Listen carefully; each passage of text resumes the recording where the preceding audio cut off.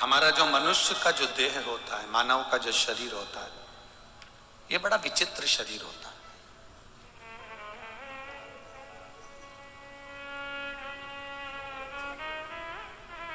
बड़ा विचित्र शरीर है। कई लोग कहते हैं बिस्तर अच्छा नहीं है ना, इसलिए नींद नहीं आ रही।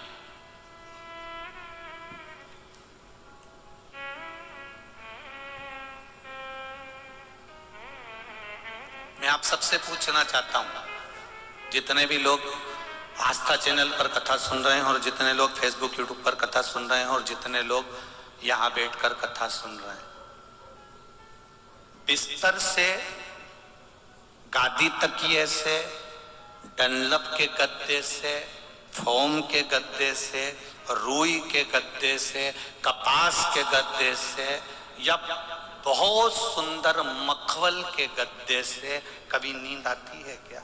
नींद हमेशा दिल के सुकून से नहीं आ सकती। हम गद्दे में नींद ढूंढ रहे हैं, हम गोदड़ी में नींद ढूंढ रहे हैं, हम कम्बल में, रजाई में नींद ढूंढ रहे हैं। वो नींद गादी में नहीं आ सकती। कोई डनलप का गद्दा, इतने सारे लोग बैठे हैं, इसमें से किसी किसी के घर में तो इतना मोटा भी गद्दा होगा, इतना जोरदार होगा, एसी भी लगा होगा, डनलप का गद्दा भी होगा, सोफा भी होगा, सब कुछ होगा, उसके घर में सारा सुख होगा। पर पूछो, रात को 12-12 बजे तक नींद नहीं आती, करवट बदलते रहो, नींद ही नहीं आ रही है। फिर पत्नी पति से कह रही मुझे नींद नहीं आ रही, ना जान। पति बोले, कभी कभी पति बोल देता मुझे नींद नहीं आ रही, एसी बढ़ाया, एसी डाउन करा, पानी पी लो, पानी पिया, गोली खाई तो भी नहीं आई, रात के 3 बजे फिर उठ के बैठ गया। आखिर नींद क्यों नहीं आ रही? क्योंकि हमने गद्दा तो बड़ा ले लिया, हमने गद्दा तो मोटा बना दिया, हमने एसी भी लगवा लिया, पर इस दिल को महादेव से नहीं जोड़ पाए, इसलिए वो नींद चली गई। सुकून मिलता है सच्चा सुख केवल भगवान तुम्हारे, बोलो बोलो जम के बोलो, चरणों में सुकून मिलता है, सुकून।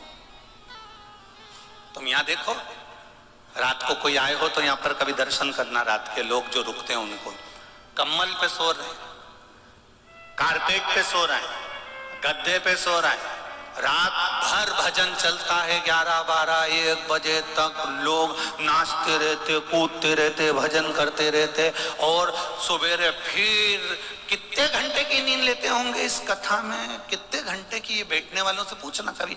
2 घंटा चैन की नींद सो गए तो सो गए होंगे, नहीं तो भगवान की भक्ति में ऐसे डूबे रहते, उनका भजन चलता है, भजन।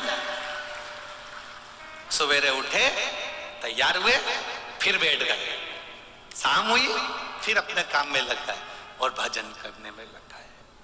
और वो नींद जो 2 घंटे की लेते हैं, वो इतनी सुकून की नींद लेते हैं कि उनको ये मालूम ही नहीं पड़ता कि डनलप के गद्दे पे सो रहे हैं कि गोदड़ी पर सो रहा है। सुकून उनको ये मालूम है, बैठा है।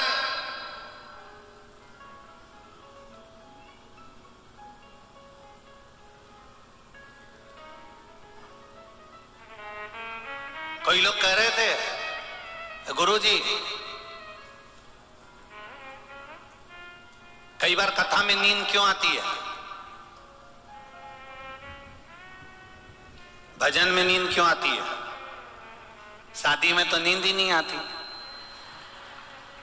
किटी पार्टी में तो नींद ही नहीं आती, कहीं जन्मदिन की पार्टी हो, होटल में पार्टी हो तो 12-1-2 बजे तक तो कोई नींद का काम ही नहीं है। पर हम तो दिन में कथा में बैठे 2 बजे तो भी कभी कभी आंख में कभी कभी जप किया जाता है। गुरुजी क्यों ऐसा होता है? हमने कहा बच्चा पूरी मोहल्ले में खेलता रहता है, बच्चे को कहीं नींद आती है मोहल्ले में? बोलो बोलो जम के, नहीं आती।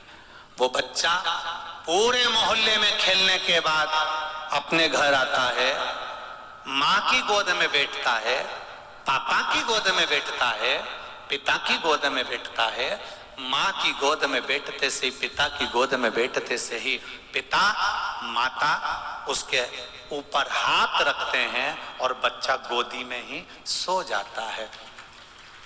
वो बच्चा गोदी में सो गया, पूरे मोहल्ले में कहीं जाकर नहीं सोया। सोया तो माँ की गोद में, पिता की गोद में सोया।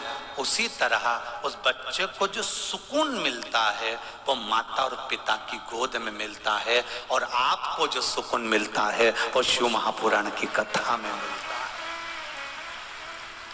इसलिए थोड़ी थोड़ी कभी कभी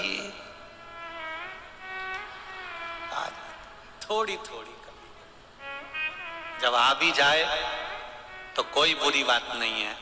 समझ लेना आज मेरे पिता ने, मेरे भोलेनाथ ने हाथ रख दिया है, इसलिए सुकून में सो रहा। मेरी माँ की गोद में आज मुझे सोने का मौका मिला, सुकून।